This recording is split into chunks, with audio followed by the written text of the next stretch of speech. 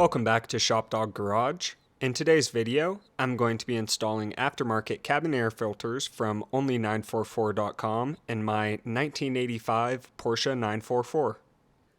The 944 sadly does not come stock with cabin air filters, so it is common to have debris enter into your interior through your vents or every time you turn on your AC. But with this upgrade from only944.com, you can expect to have clean vents and a dust-free interior.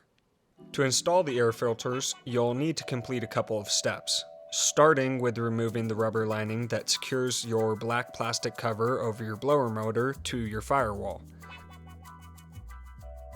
Then carefully lift the plastic where it wraps over the firewall.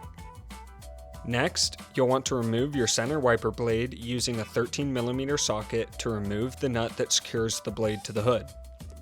Then simply lift the blade off the windshield and loosen the 22mm nut that stops the plastic cover from lifting. There is likely a rubber seal under the second nut that you'll need to remove. Once you've done that, you can lift your plastic cover and remove it from the area. From here, you'll want to loosen the valve outside of the cage in order to maneuver the new filters into place.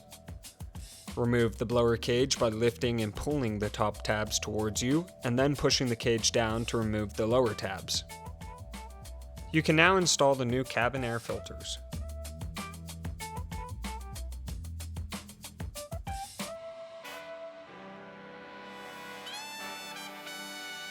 Make sure the filters are properly aligned, matching the one tab at the top and two tabs at the bottom.